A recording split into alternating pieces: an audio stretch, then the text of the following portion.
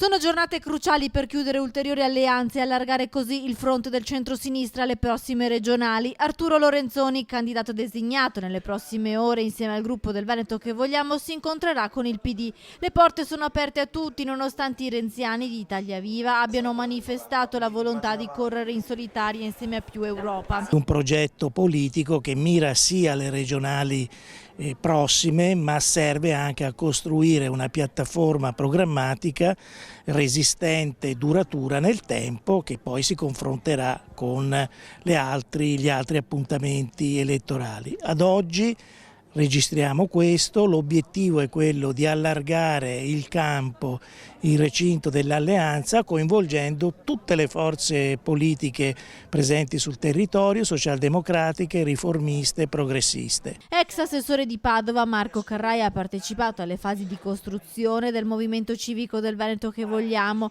Ora, se Arturo Lorenzoni dovesse dimettersi dal ruolo di vice sindaco, in molti lo danno come candidato papabile per un posto da assessore in vista di un rimpasto di giunta a Padova.